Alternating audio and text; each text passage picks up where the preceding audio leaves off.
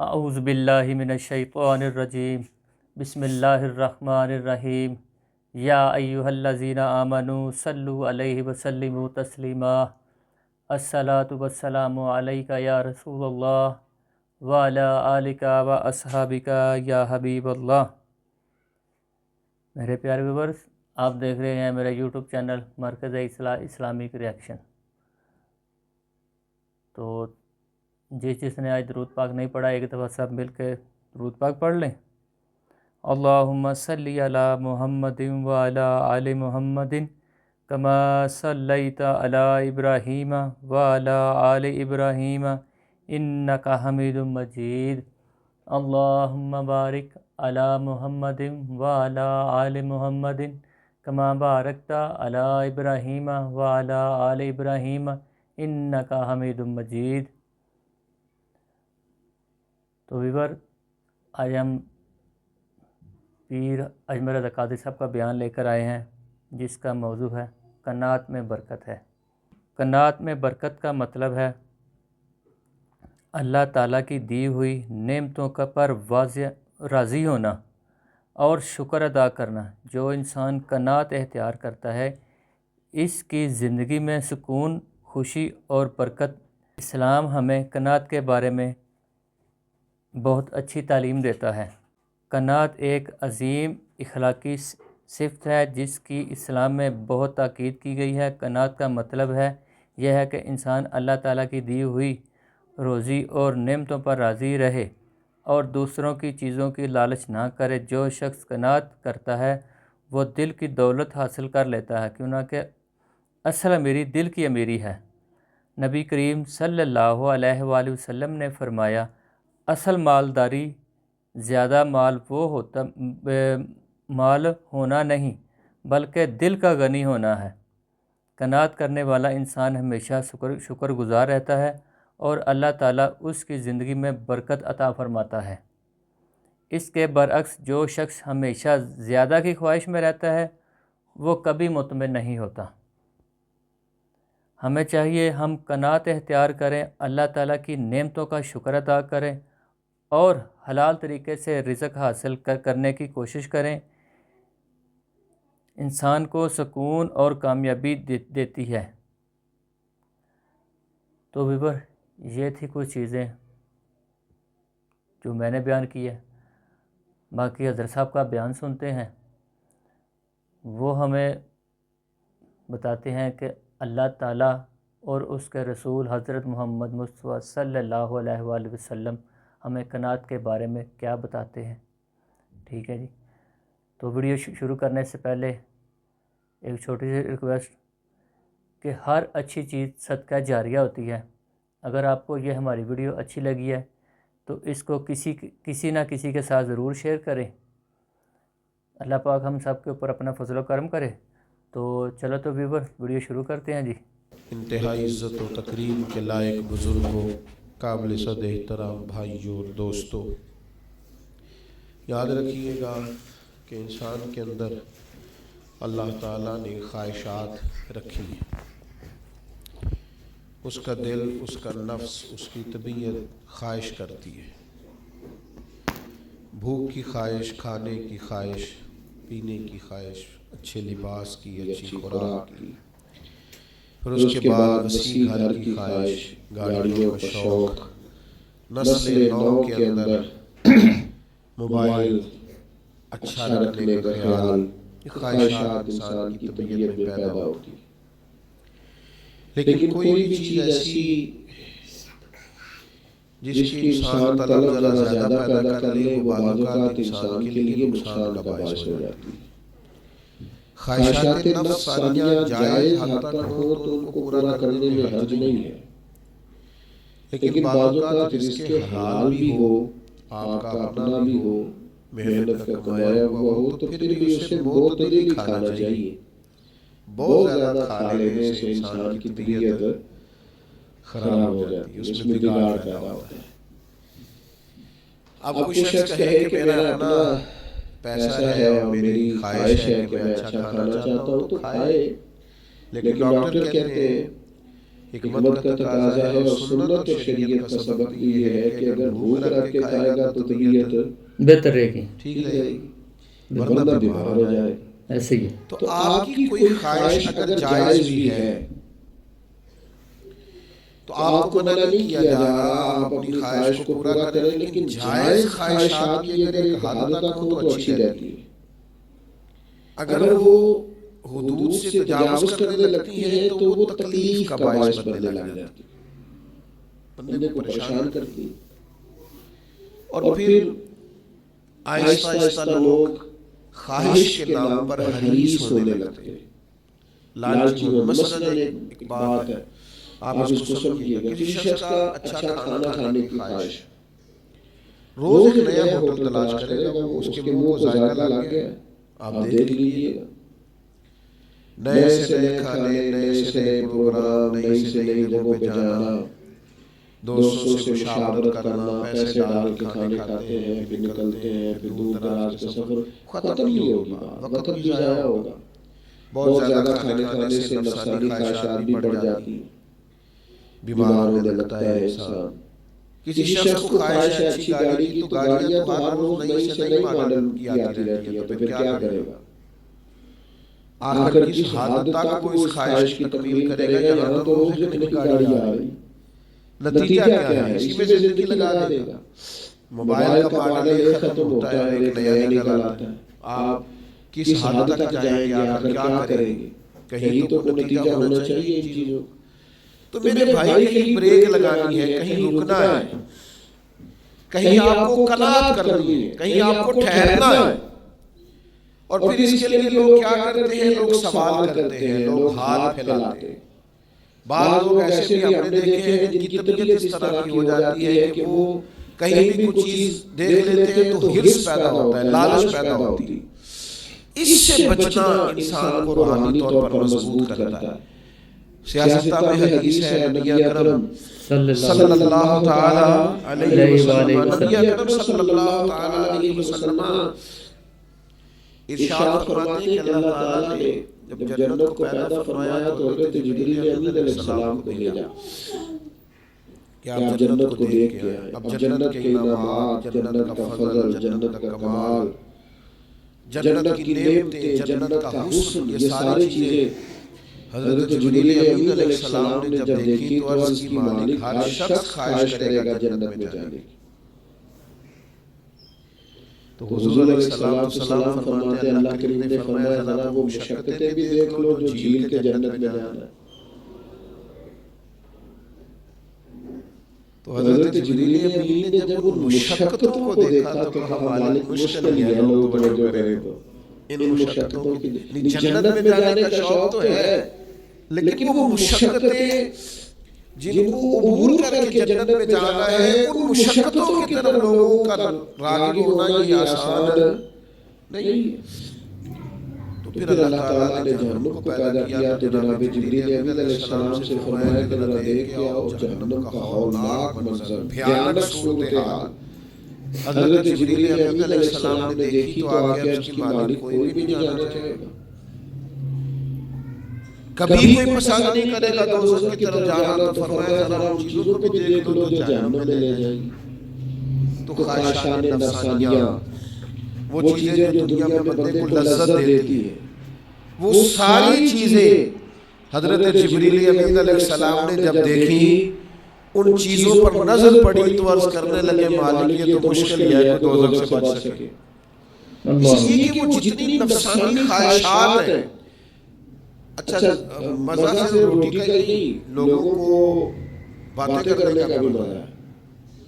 فاضلوں کی اس لذت کا بھی شکار ہے بیچارے، وہ کسی کو موقع نہیں دیتے، ساری باتیں خود ہی کر جاتے ہیں.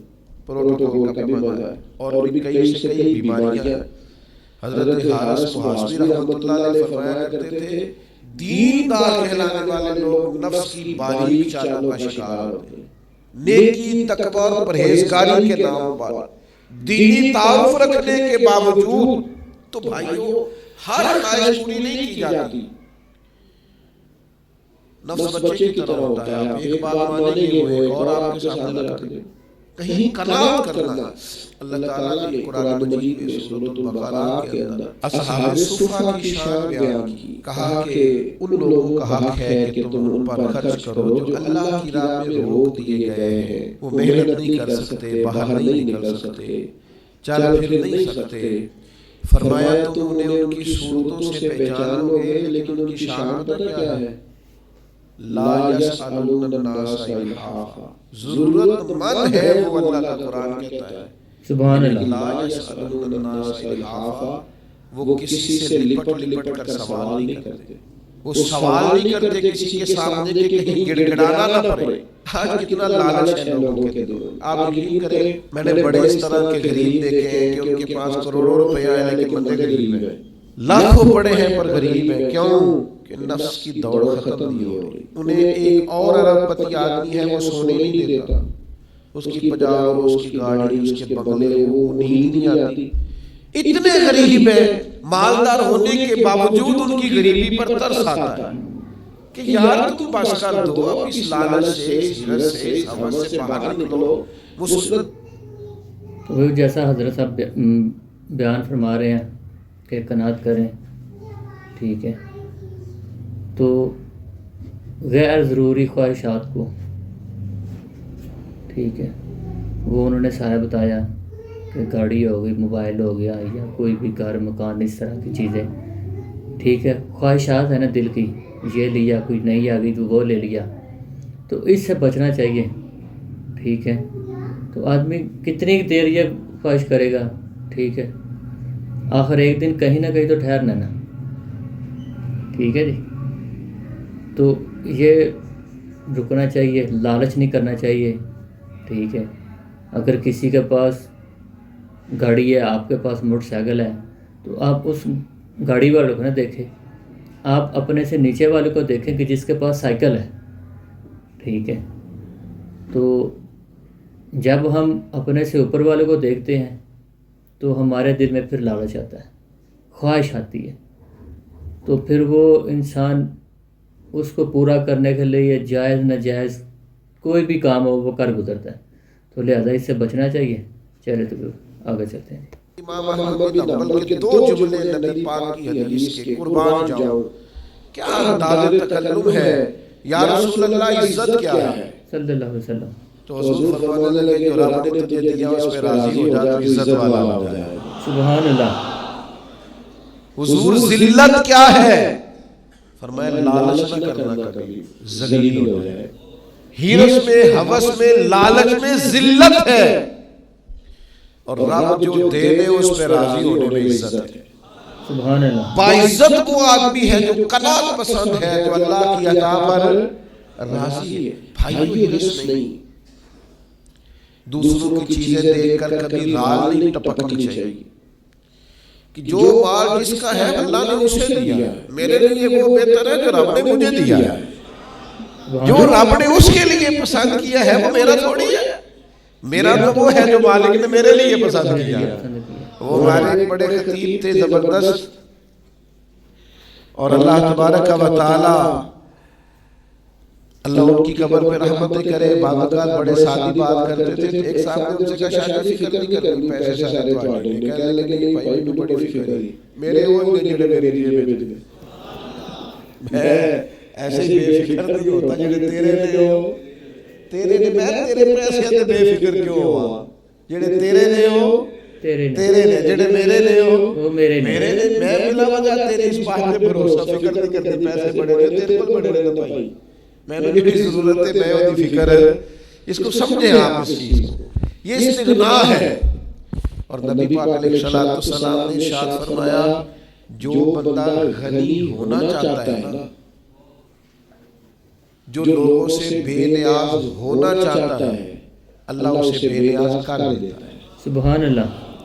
جو چاہتا ہے نا میں بچ جاؤں لوگوں سے, بس مجھے اللہ ہی عطا کرے, تو حضور فرماتے ہیں اللہ بھی اسے غنی کر دیتا ہے. اور ایک حدیث میں حضور علیہ السلام نے فرمایا اگر کبھی مفلسی آ جائے تو مفلسی رب سے بیان کرنا, لوگوں سے نہ بیان کرنا. کبھی غریبی آ جائے, مفلسی آ جائے تو اکیلے بیٹھ کے رب کے حضور عرض کرنا سبحان ہر اللہ، بندے کے سامنے نہ روتے پھرنا، غربت بڑی آ گئی، حالات بڑے خراب ہو گئے، پریشان بڑا ہو گیا، کیا بتاؤں، لٹ گئے اور حالات نے جکڑ لیا، اور جناب کیا بتائیں فلاں دھوکہ دے گیا۔ فرمایا جو مفلسی لوگوں کے سامنے بیان کرے گا اللہ اسے غنی نہیں کرے گا، ترمذی میں موجود ہے۔ اور فرمایا جو مفلسی اپنے رب کے سامنے بیان کرے نا، اللہ دیر سے کرے یا جلدی کرے اللہ اسے غنی فرما دے گا، سبحان اللہ، دکھ دور کر دے گا مالک اس کے۔ شرط یہ ہے کہ تھوڑے سے مضبوط ہو جائے۔ اپنے لفظوں میں بات کرو تو ذرا یار اپنے آپ میں جینا سیکھے، ذرا تھوڑا سا نا انسان کے پاس جو ہے اس کے اندر وزادار رہے، شاندار رہے۔ سانو تخت ہزارے دی لوڑ کیے سبحان اللہ، تے نالے کی لگے شہر ببول دے نال، اسی تے اپنی بال کے سیکھنے آ، سانو کی لگے کسے اور دے نال۔ یہ ضرورت کیا ہے ہم کو مطلب چکروں میں پڑنے کی، پریشان ہونے کی؟ میں سفر کرتا ہوں نا تو دوست مجھے کہتے ہیں بڑی گاڑی لے جائیں، میں کہ یار مزاح سے کبھی بھی آ جائے محبت میں کہتا ہوں آپ کہہ رہے ہیں بڑی گاڑی لے آئے تو آپ لے آئیں گے پھر لے جائیں گے، تو وہی ٹھیک نہیں جو ہمارے پاس ہے، لے آئیں گے پھر لے جائیں لے جائیں گے، تو ہمیں کیا مصیبت پڑی ہے کہ تھوڑی دیر کے لیے اس پہ بیٹھے اپنی عادت خراب کریں۔ ہمارے پاس جو ہے وہ بہترین ہے، زبردست ہے۔ ایک دوست مجھے کہنے لگے میں 10 کو دن لیا آ نہ جاؤں تاڑی سیکیورٹی کرا گا، میں کہ یاد پکا آ جانا، تیرا پتہ ہے 10 کو دن آ جانا تو تھی رہ دیتے ہیں۔ اس کا کیا مطلب؟ یہاں تو آ جانا سمجھ آ رہی ہے ابھی تو آپ کے پاس جو ہے، جو لطف ہے، اب تو یہ ادارہ اللہ کی فضل سے بڑے عرصے میں وسیع ہو جائے گا، مزید برکت ہو جائے گی۔ کہ وہ شروع سے میں جانتے ہماری مسجد بڑی چھوٹی تھی، تو ایک دفعہ ایک صاحب آگے مجھے کہنے لگے وہ ایک بہت بڑی مسجد ہے آپ کو وہاں لے لیں۔ میں کہ کیوں جی؟ وجہ کہنے لگے وہ بہت بڑی مسجد ہے وہاں زیادہ تعارف ہو جائے گا۔ میں کہا چھوٹی مسجد رہ کے تینوں میرا تعارف ہو گیا نا،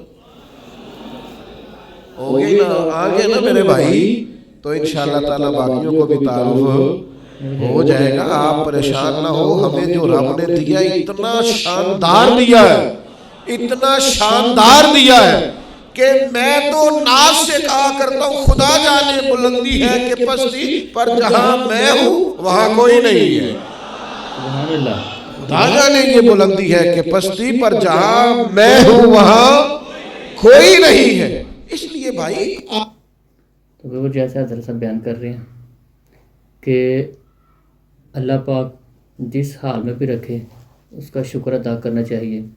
مفلسی آئے تو کسی کے سامنے نہیں، اللہ تعالیٰ کے سامنے بیان کریں، ٹھیک ہے، تو لالچ نہ کریں، ٹھیک ہے جی۔ چلے جی آگے چلتے ہیں جی۔ اب کنال پسند بنے جو ہے اس کی کیا ہی بات ہے۔ میرے والد صاحب بظاہر اٹھا چھاپ تھے، تو میری والدہ نے ایک دفعہ مثال دی کسی کے بچوں کی، وہ فلانے دے بچے اتھے پہنچ گئے تھے، میرے ابا جی فرمانے خبردار میرے بچیاں نو کسی دے بچیاں دی مثال نہیں دینی، میرے بچے ساسے کمتری کا شکار ہو جائے گی، خبردار۔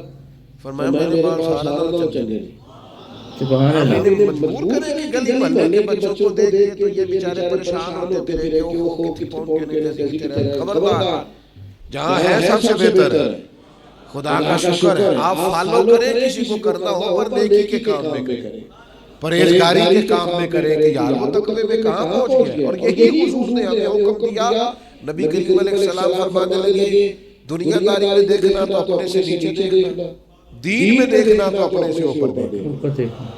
دین میں دیکھو وہ زیادہ عبادت کرتا ہے، زیادہ خرچ کرتا ہے، زیادہ متقی، ادھر دیکھو، اور دنیا داری میں دیکھو تو پھر ذرا نیچے دیکھو۔ عزیز بھائیوں، قناعت پسند بنے، کیا انداز ہے حضور کا سمجھانے کا۔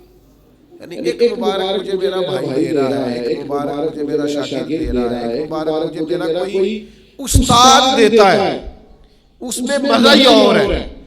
ایک مبارک مجھے کوئی نیک آدمی دے تو اس میں لذت ہی، اور اگر مبارک نبی کریم عطا فرمائے تو سبحان اللہ، صلی اللہ تعالی علیہ وسلم۔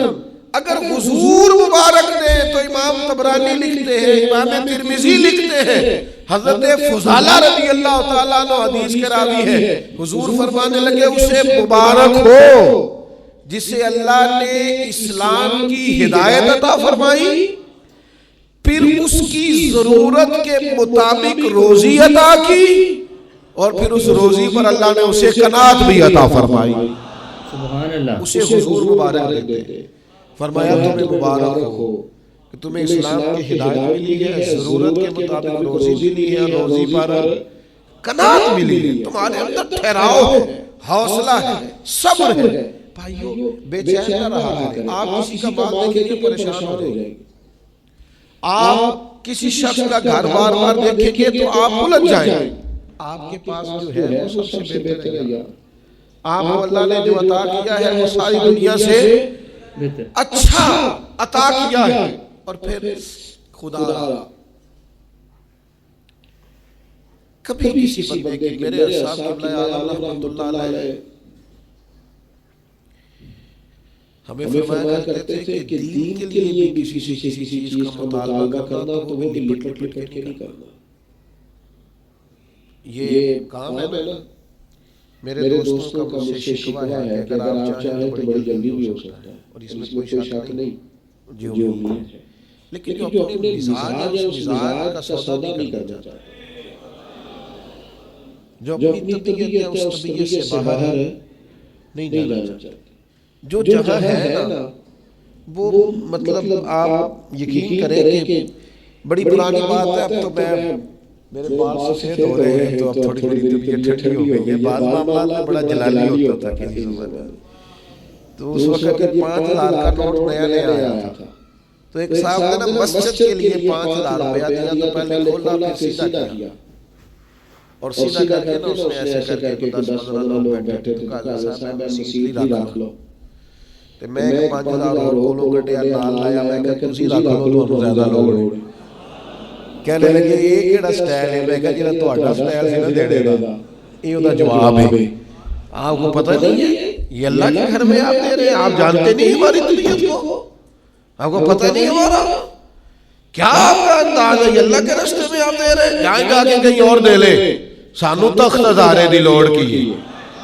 تو عزیز بھائی آپ قناعت کریں، آپ صبر کریں، آپ حوصلہ کریں، آپ تھوڑا ٹھہریں، جو آپ کا نصیب ہے کہیں جا سکتا کوئی لے جا سکتا، تو مسئلہ کیا ہے؟ جب اللہ کے خزانے بھرے ہوئے ہیں، اور جب ہمارا دعویٰ ہے کہ کون دیتا ہے، دینے کو منہ چاہیے، دینے والا ہے سچا ہمارا نبی، اور جب ہمارا دعویٰ یہ ہے کہ نبی پاک سے قطرہ مانگو نہ کبھی قطرہ، میں نے ایک بار کہا تھا میری جھولی خالی ہے، پھر انہوں نے اتنا دیا کہ مجھ سے سنبھالا نہ گیا۔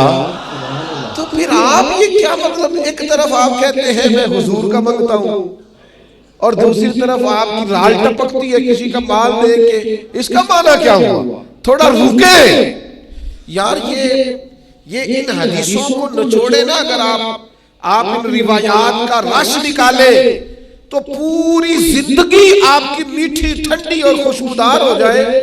کبھی آپ ان کا خلاصہ اپنی زندگی میں نافذ کریں۔ اس حدیث کو امام ابو داؤد رحمت اللہ علیہ نے جید اسناد کے ساتھ روایت کیا ہے، امام مسلم کی شرائط پہ حدیث پوری اترتی ہے۔ حضرت ثوبان بن مالک رضی اللہ تعالیٰ عنہ ارشاد فرماتے ہیں، نبی پاک علیہ السلام نے فرمایا صرف ایک چیز کی ضمانت مجھے دے دو، میں تمہیں جنت کی ضمانت دیتا ہوں۔ سبحان اللہ۔ اچھا، ایک حدیث میں 2 چیزوں کی ضمانت بھی ہے کہ تم مجھے 2 جبڑوں کے درمیان اور 2 ٹانگوں کے درمیان، یعنی شرمگاہ کی اور زبان کی ضمانت۔ اس حدیث میں فرمایا جو مجھے ایک چیز کی ضمانت دے گا نا، صرف ایک، لو جو بات ختم ہوئی، زیادہ ہی محبوب نے کمال کر دیا، فرمایا جو ایک چیز کی ضمانت دے میں جنت کی ضمانت دیتا ہوں۔ یا رسول اللہ وہ کیا؟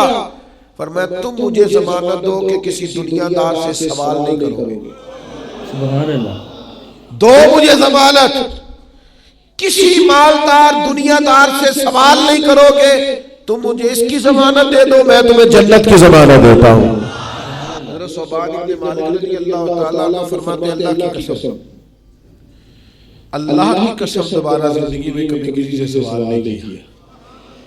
تھوڑا سا نا قناعت پسند ہو. وہ جو تھوڑے تھوڑے مسائل ہمارے نا پرانے بزرگ جو ہوتے تھے نا پرانے بزرگ, آپ میں سے ڈھیر سارے لوگ زیادہ وقت نہیں گزرا, وہ سلوکے پہنتے تھے.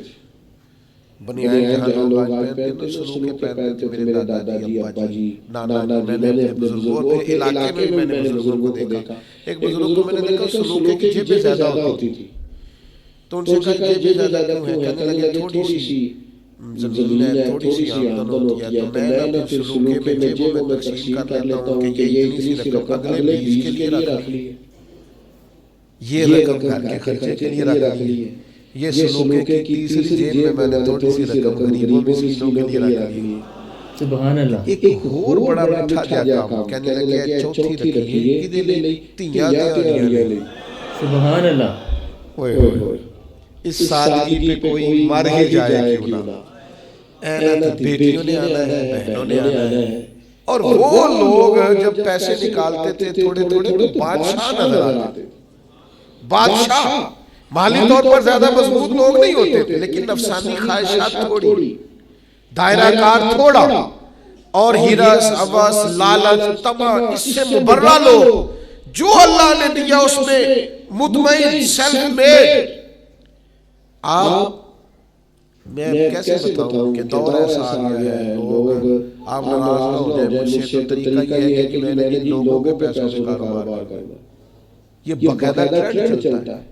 اس سے پیسے لیے, پھر کچھ دن استعمال کیے, جب اس نے مانگے تو اس سے لے کے اس کو دے دیے, پھر اس نے مانگے تو پھر کسی تیسرے سے لے کے دوسرے کو دے دیے, پھر تیسرے نے جب سوال کیا تو اس سے لے کے.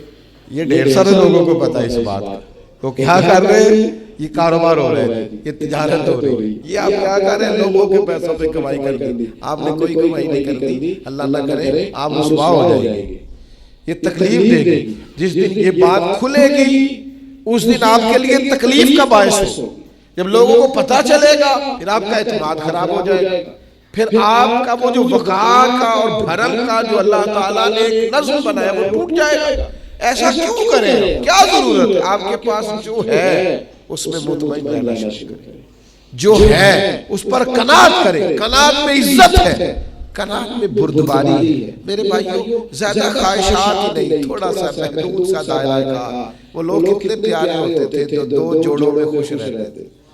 وہ کتنے حسین لوگ ہوتے تھے جن کی محدود زندگی تھی, اس کے اندر وہ مطمئن رہتے تھے.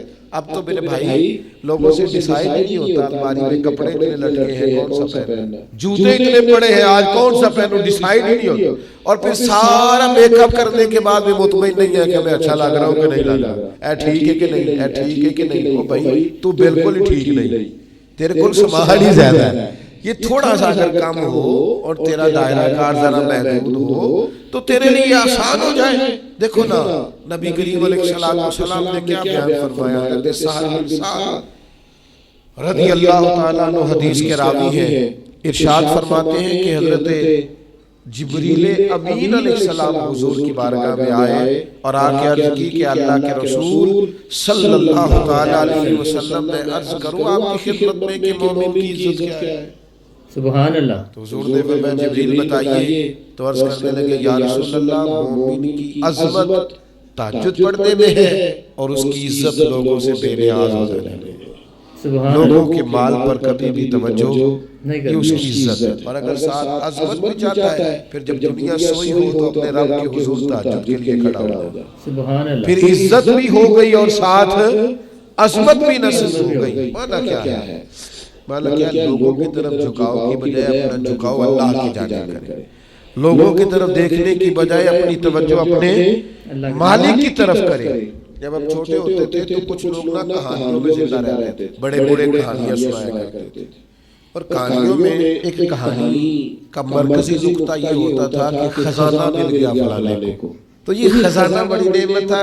وہ کہانیاں بچوں کے خواب بھی بن رہی. وہ بعد ایسے بھی تھے نادان جو محنت کرنے کی بجائے کسی خزانے کے چکر میں پڑ گئے کہ کہیں سے کوئی خزانہ ہی ہاتھ لگ جائے, میں سویرے اٹھوں اور جناب میرے نام بس تکیے کے نیچے نہ خزانہ ہی خزانہ ہو. میں بس جا رہا ہوں تو میری گاڑی سے کوئی چیز ٹکرائے اور میں اتروں تو خزانہ ہی خزانہ ہو. چونکہ کہانیوں میں خزانہ تھا, باتوں میں تھا تو وہ باتیں خیال بن کے طبیعتوں پہ جم گئی. تو خزانہ تلاش کرتے ہیں لوگ, خزانہ ڈھونڈتے ہیں لوگ, خزانے کی طلب کرتے ہیں, چاہتے ہیں خزانہ ہاتھ آ جائے. اور خزانے کی جو عرف عام میں تشریح ہے وہ یہ ہے کہ اب خزانہ ہاتھ آ گیا, اب بھائی ختم ہو گئی بات, اب کوئی ضرورت ہی نہیں بچی. اور لوگ بطور تنقید بھی ایک بات کرتے, پتہ نہیں اس کے ہاتھ کون سا خزانہ آ گیا. تو خزانہ یہ ہے کہ اب ختم ہو گئی, اب یہ سب سے امیر شخص ہے. تو بھائی خزانہ ہی نہ بتا دیں آج آپ کو خزانہ کیا ہے. سبحان اللہ. اور خزانہ سارے پا سکتے ہیں, تھوڑی جدوجہد کریں تو خزانے کے قریب جا سکتے ہیں. امام بیہقی نے حافظ منذری نے حدیث نقل کی ہے.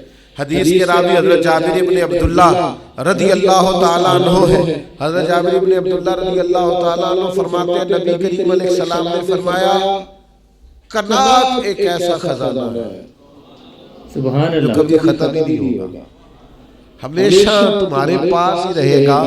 اتنا بڑا خزانہ ہے قناعت, جو تمہارے پاس ہے اس پہ راضی ہو جاؤ. یہ وہ خزانہ ہے حضور فرماتے کبھی ختم ہوگا ہی نہیں. تمہارے پاس ہمیشہ فراوانی رہے گی, وسعت رہے گی, تمہارے پاس بہت کچھ رہے گا. شرط یہ ہے کہ تم قناعت اختیار کرو. جوانوں سے اور خواتین سے بالخصوص یہ گزارش ہے کہ زندگی کو نہ قناعت والا بنائے. آپ اس چکر سے نکل آئیں کہ فلان کے پاس یہ آ گیا, فلانا کے کام پہنچ گیا. یہ نفس کی دوڑ ہے, یہ کبھی ختم نہیں ہوتا. سہ نفل نمازاں پڑھیاں ظالم نفس نہیں ماردا, تے بانج فقیروں کسے نہیں ماریا, ایہو چور اندر دا. آپ مجھ سے ناراض نہ ہو, ہمارے اصحاب فرمایا کرتے تھے کہ میری طرح کے یعنی میری طرح کے لوگ جو بظاہر پگڑیوں میں, جبوں میں اور دینی لباس میں نظر آتے ہیں, فرماتے ہیں ان کے لیے بڑا ضروری ہے کہ ان کا باطن قناعت پسند ہو. اگر کہیں باطن کے اندر ہرس ہے, حوث ہے, لالچ ہے, تو جتنا مرضی بڑا جبہ پہنا ہوا ہو, جتنی مرضی اونچی کرسی پہ بیٹھا ہوا ہو, نتیجہ کچھ نکلنے والا نہیں ہے. دینی معاملات کو لے کر کے لوگ دنیا چاہتے ہیں. کوئی وظیفہ بتائے رزق میں برکت کا, اور میں نے کہا تو رب کی رضا کا وظیفہ کیوں نہیں پوچھتا.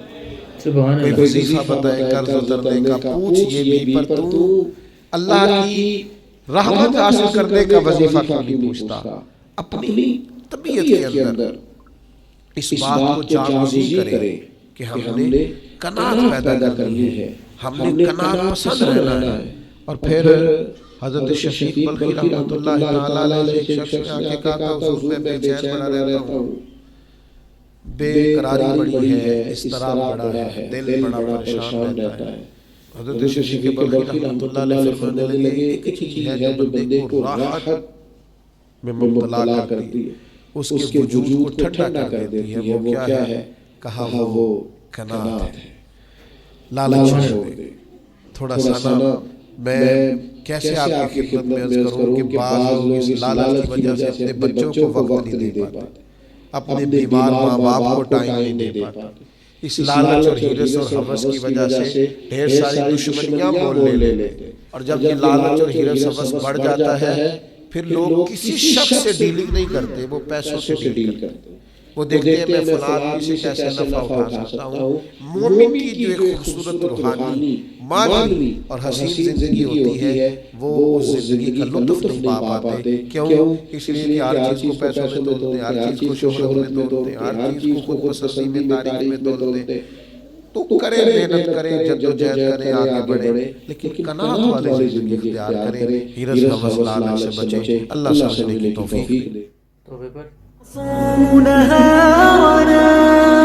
بہت ہی خوبصورت انداز توبے پر ہمیں سمجھایا. تو یہ حضرت صاحب کا بیان تھا, بہت ہی خوبصورت انداز میں انہوں نے ہمیں سمجھایا قناعت کے بارے میں. کافی ساری احادیث کے متعلق تو انہوں نے کافی ساری احادیث کے متعلق بھی بتایا کہ نبی کریم صلی اللہ علیہ وسلم نے کیسے کیسے حکم ہمیں دیا. ٹھیک ہے, ایک صحابی نے جیسے آپ کو آئے تو وہ آپ نے پوچھا کہ مجھے ایک چیز کی ضمانت دے دیں. ٹھیک ہے, تو میں اس کو جنت دے دوں گا. اس نے قناعت کا تو نبی کریم صلی اللہ علیہ وسلم نے انہوں نے بولا کہ قناعت اختیار کرے. تو ہمیں چاہیے کہ ہم قناعت اختیار کریں.